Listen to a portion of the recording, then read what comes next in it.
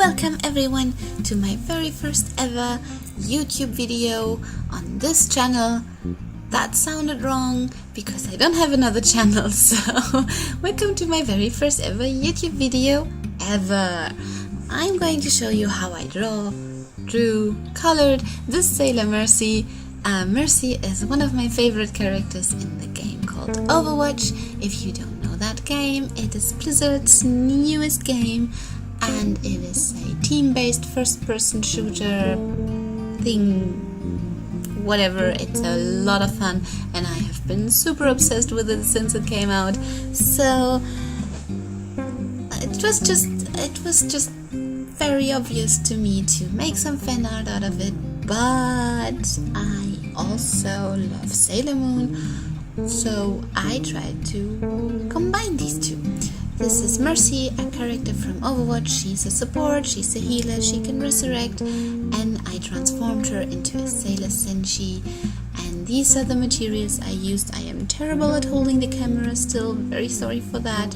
And also, I could not manage to make her focus this Pentel Brush pen that I was using. As you see, I was using a lot of Copics and a Prismacolor Col-Erase pen, a white and a yellow Faber Castell brush pen. No, it's not a Faber Castell brush pen, it's a Faber Castell Pastell pen or Pastell pen or however you pronounce that.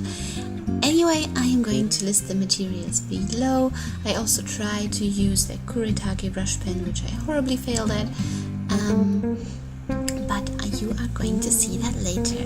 Here I am coloring the skin. Usually I start coloring the skin with the medium tone first, then I go in the medium tone with the darkest tone, and then I go in with the medium tone again to blend the darkest tone into the medium areas, and then I cover all of it with the lightest tone.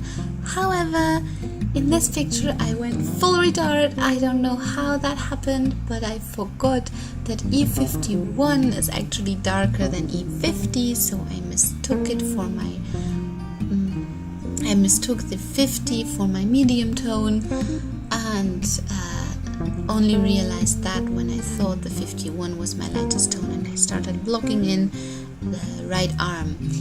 Then I realized, and I was able to correct most of the mistakes, but her right arm will be a lifeless block of color until I add the actual shadows and highlights later, so it's not that bad, but it was very, very upsetting for me in that moment because I usually know my Copics very well. I swear I have not been using Copics for 5 minutes only. I have actually been drawing pictures with them for years now, so I really don't know why that happened to me, but I think it's not going to happen again.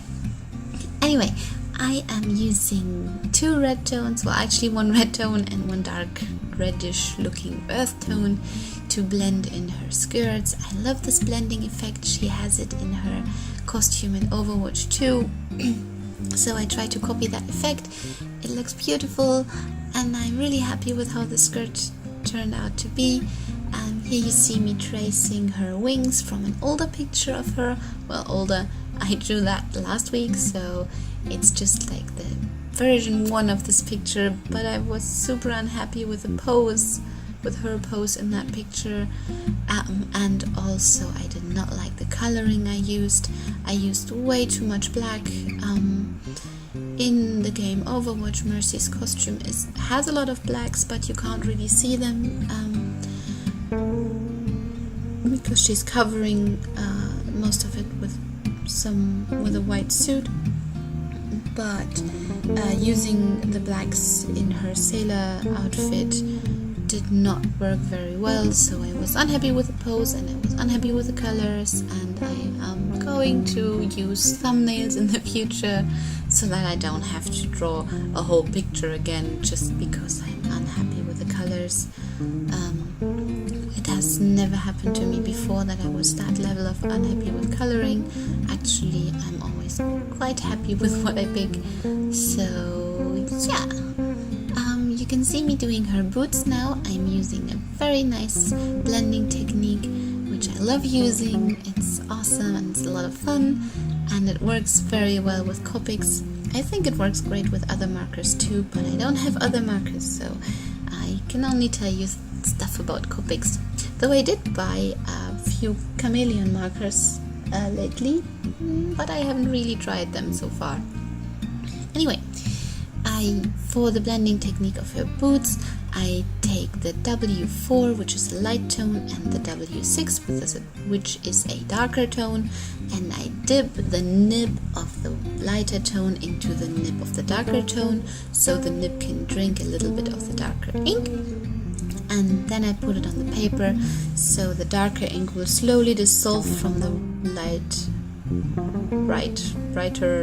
nib into the regular tone, and that just gives a lovely, beautiful blending effect, which I really like using, especially when an object or a shadow on an object is very smooth, like on her boots, because her legs are very round, and therefore I like using that technique. Here you can see me doing the opposite of what is sensible.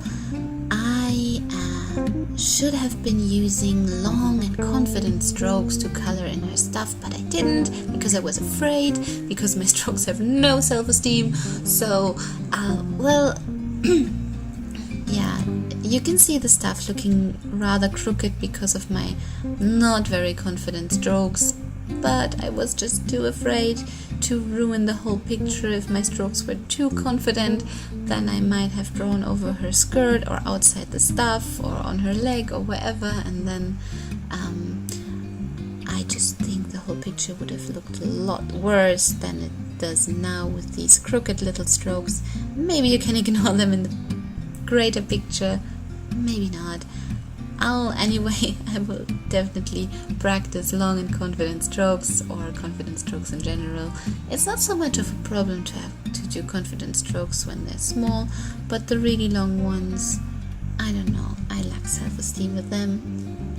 Anyway, this is me correcting her hair, because blonde hair is not that yellow, or at least the blonde hair I was trying to make was not that yellow. Usually I use earth tones for blonde hair. Most people actually use earth tones for blonde hair, not yellow. Yellow is not the color you use for blonde hair, unless you aim for a certain style, of course.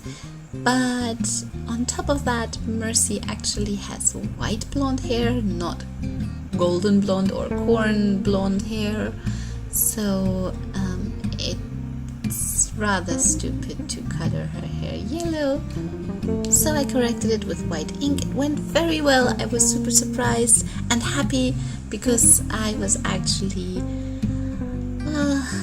actually thought it was not going to work, but it did, so now it looks great. I'm really satisfied with the color her hair has now.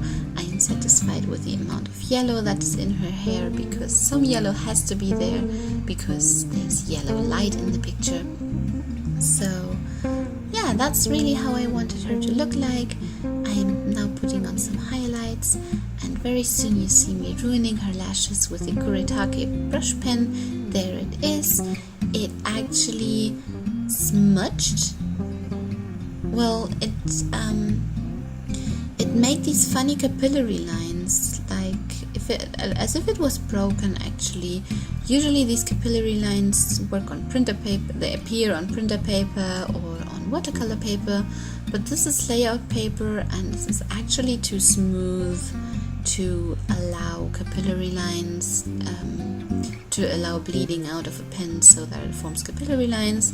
Anyway, somehow the Kurateke brush pen managed to do that on me, so I tried to correct the mistake with a Pentel brush pen, which is actually a really cool pen. I really like it, but on this picture it decided not to like me anymore, and it gave away way too much ink, so another variation of bleeding. It actually almost blotched a huge dark blob of black ink onto Sailor Mercy's face, but I managed to take it away from the sheet in the nick of time, so that didn't happen, but still there was just way too much black ink on her face, so I had to make her lashes bigger and thicker.